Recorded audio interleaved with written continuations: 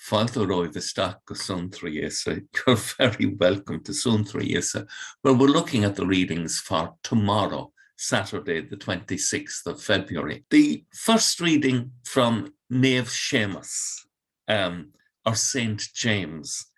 It's just to say it in Irish makes it very real that James is part of the community. And these are the things that under the inspiration of the Holy Spirit that he has observed and committed to writing for us, to fill our lives with a deep awareness of things spiritual. And tomorrow from chapter 5, the heartfelt prayer of a good man or a good person works very powerfully. Elijah was a human being like ourselves. He prayed hard for no rain, and no rain fell for 3.5 years. Then he prayed again, and the sky gave rain and the earth gave crops. We must never lose heart in prayer. The heartfelt prayer of a good person is very powerful. So let us renew our efforts at this time to pray for peace. The gospel tomorrow, I tell you solemnly, anyone who does not welcome the kingdom of God like a little child will never enter it.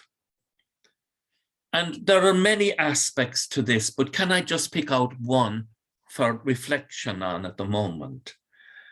When I was a child, when I was upset, I would go into my parents and they could end my upset by kissing my knee that was sore or hugging me for a minute and telling me to go out again into the world and that everything will be okay.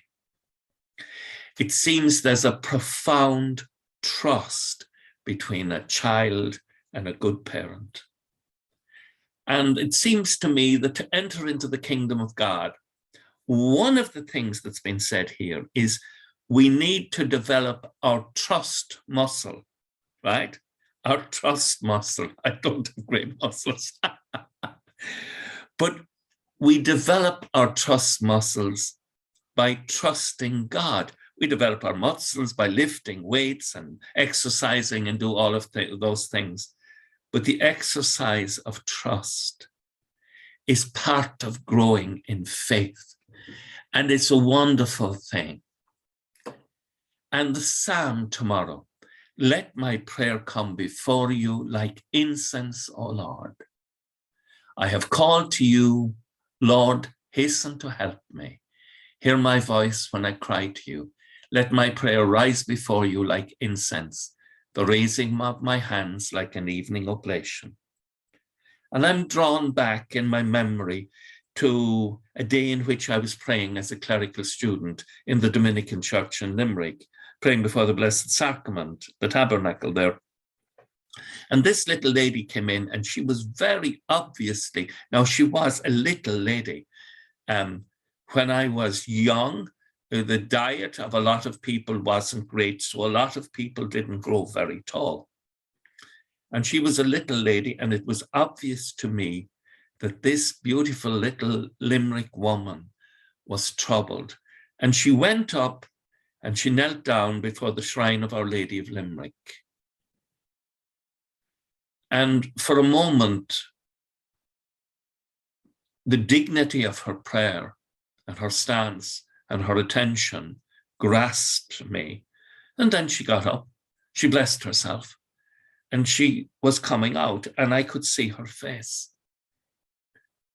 And she had completely handed herself over to the Lord through the intercession of the Blessed Virgin Mary.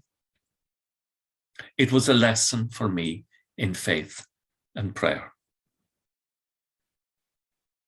She had the faith and the trust that I would describe as wonderfully childlike and enabled her to let her burdens go. We need to exercise faith and trust in this way, constantly reminding ourselves, making acts of faith and trust every day. so that it becomes like exercising our arm muscles or our leg muscles, a way of life for us. We put our trust in the Lord. Jesus says in John 14, verse 27, "Peace I leave you, my own peace I give you, a peace the world cannot give. This is my gift to you. Do not let your hearts be troubled or afraid." Lord Jesus, we claim this peace for Europe now, for the Ukraine, and for the people of Kyiv and the whole nation. And we pray for the people of Russia, and we pray for a just and lasting peace and an end to war. Please, Lord Jesus, Our Lady, Queen of Peace, pray for us. With thoughts such as these, let us go to our beds. Let us pray for one another this evening. I'll pray for you, you pray for me. And let us awake in the morning with the praise of God on our hearts and on our lips. Agus go mana dia ila cótach sibh, ahar mach agus spirit neamh. Amen.